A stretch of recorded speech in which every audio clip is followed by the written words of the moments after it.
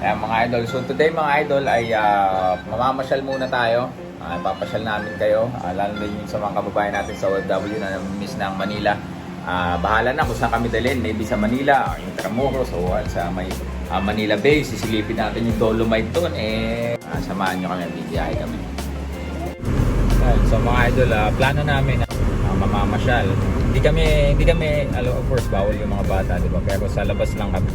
Kababayan nating OFW, may pasyal din namin kayo. Na-miss ko din yung area ng Manila kasi hindi pa tayo bumibiyahe pa US noon lagi din tayo nandun.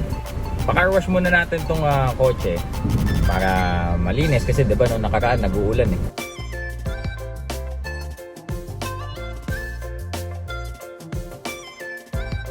Mga idol, car wash na tayo. Pa-car wash.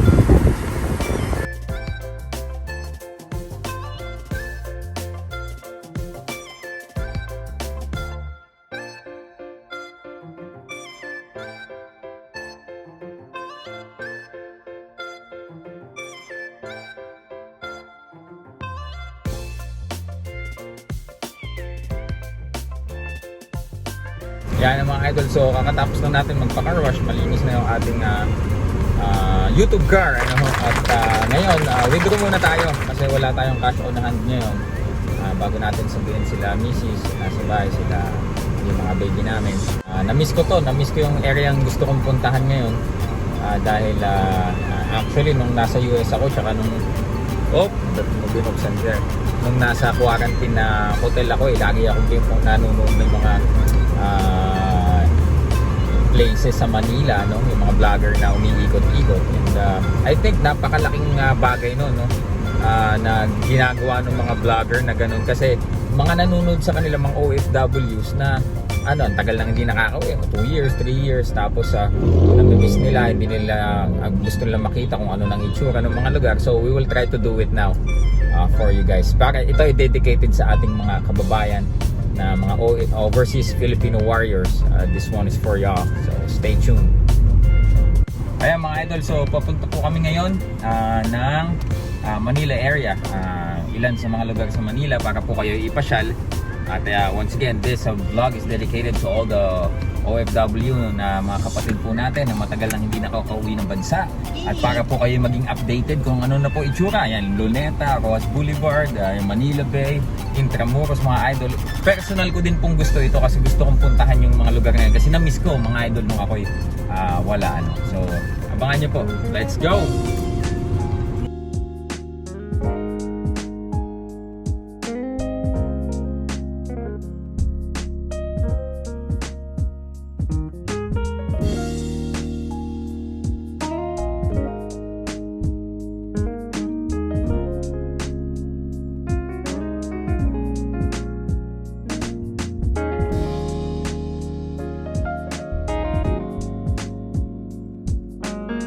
Alright, so bago tayo tumuloy doon, hindi pa kami nanananghalian. Nakakilo. And it's already 3 p.m. Ano muna tayo, drive-thru muna tayo. Idol, si Brent ang magbabayad sa Jollibee. Okay? Lagay mo yung tayo lang. Very good. Yay! Very good. Thank you. Nagbayad na? Tapos na, we're paid.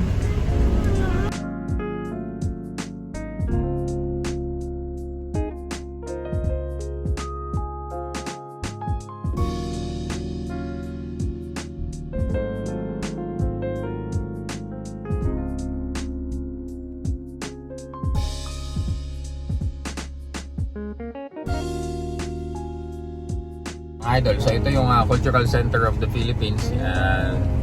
Mga tagal lang din nakita yan. Pakitigan CCP. Yan. Yan din na daw yung mga cultural activities. Mga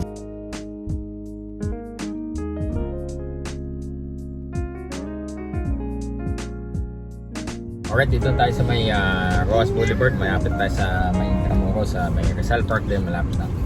Pagpabalik na lang doon namin pukunan yung Manila Bay kasi nasa kabilang bahay pa kami.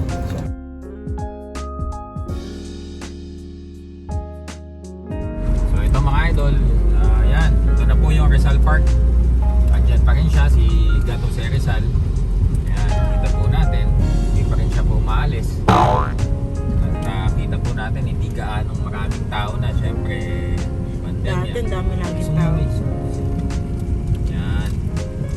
na-miss. Ay, Dr. Jose Rizal, ayan po siya, yung mga kababayan nating OFW. Ayan na po si Dr. Jose Rizal. At as you can see, ayan na po nasa likod yung controversial na building na itinayo, no? Daming kumontra dyan kasi nga daw yung view ng monumento maapektuhan. Pero naitayo pa rin. Ayan, so yan na. Yan ang view, merong building sa likod. At yung kabila naman natin, ito yung ano nga ito may ito yung katapat, masala mo yan, lagi ka dito. No, hindi ko alam yan. Ano nga, Quirino Grandstand. Yan. Sana.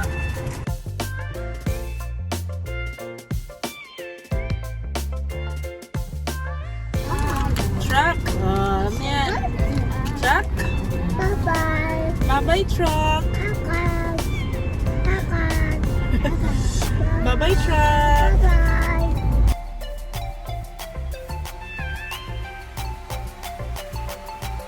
So ito na mga kaibigan, papasok na po tayo sa Intramuros mga kaibigan. Ito na po.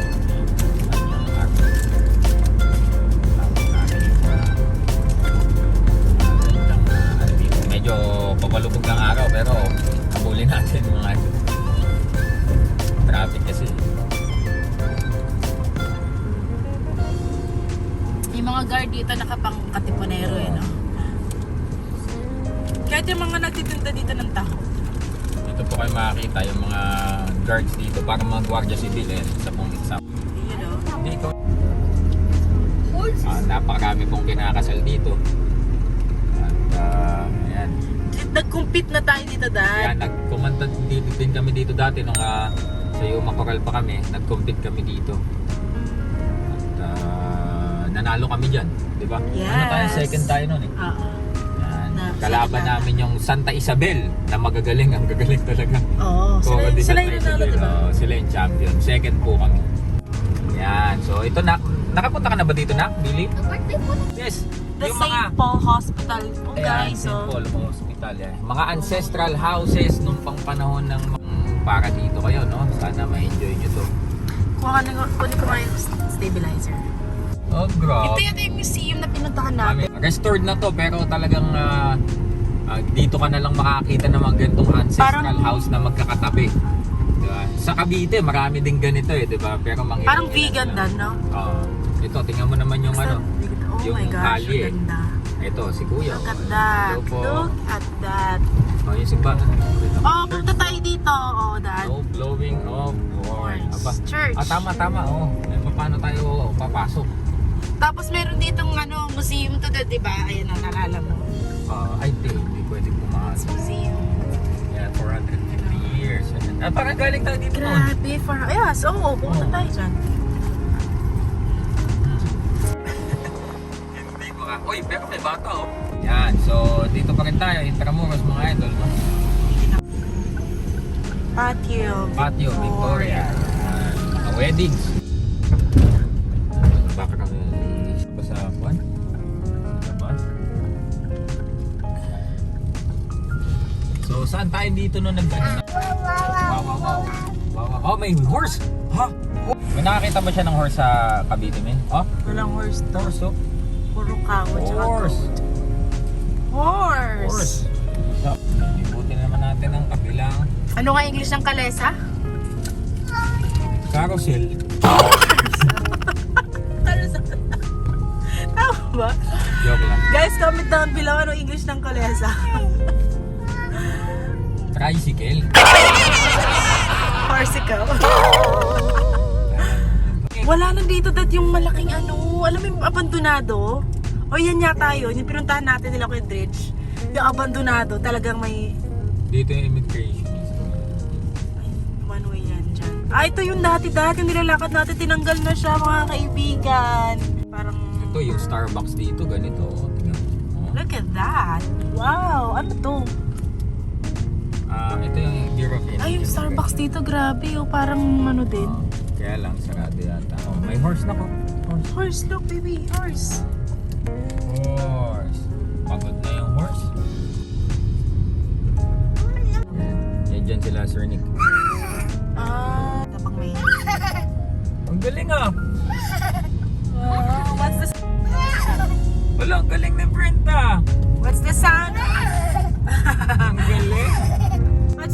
of the horse. Okay, so mga idol, pupunta na tayo sa Jones Bridge. Limitado tayo ng oras dahil lulubog na po ang araw. Lulubog na po ang araw mga kaibigan. Kaya pupunta na po tayo ng Jones Bridge para makita po natin kung ano ng itsura ngayon mga kauso. Ayan, ito mga kaibigan. Siyempre, alam nyo naman po, Andres Bonifacio. Yan. Ito yung binaha. Yan, binaha. Oo, bahang-baha to. Yan, dyan National maganda Museum. pumunta. Schedule natin punta dyan. Times flat.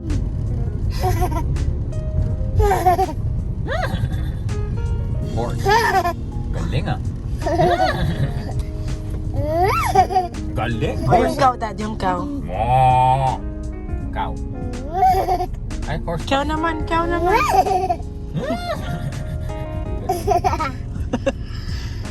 Oh, good.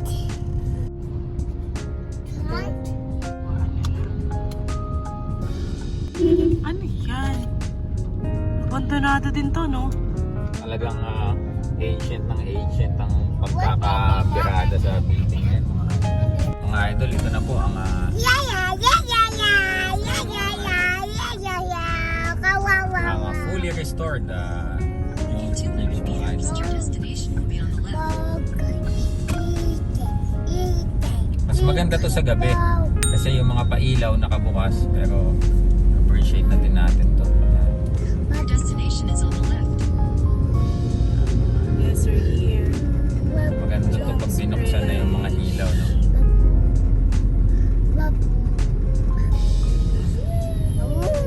Yan mga idol.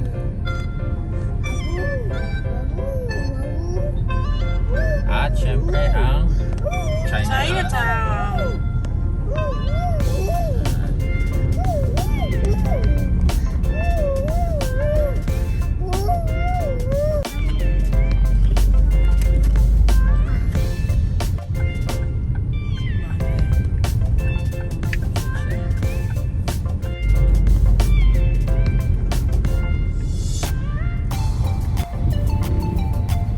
Banda naman.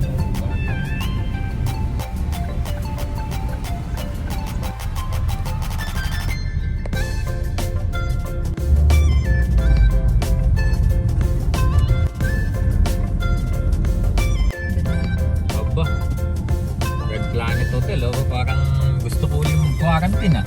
Pakita mo. Kaliwa tayo. Mga idol, so maliwanag pa, antay natin magdilim para ma-appreciate natin yung liwanag, yung mga pailaw sa Jones Bridge, no? So bago, habang inaantay natin na magdilim, kain muna tayo. Oh yeah.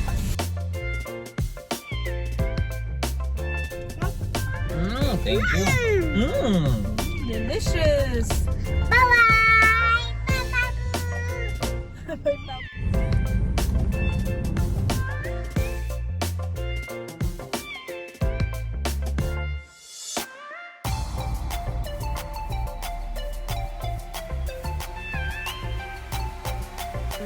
Hello mga idol, so yun, inabot na tayo ng gabi, tsaka bawal ngayon na tumawid para makita yung yung white sand, yung dolomite sand dun sa Manila Bay, so hindi na namin pinuntahan. So yun lang, sana kahit paano mag-enjoy kayo. Bawal bumba kasi may mga kasama na kami mga bata, so nag-ikot lang talaga kami para ipakita yung mga view sa inyo. So sana kahit paano nag-enjoy kayo. Yun lang. Comment kung ano pwede punta. Comment down below, suggest kayo kung saan nyo kami gusto pumunta next. Alright, so yun lang po. Peace out. Oh yeah.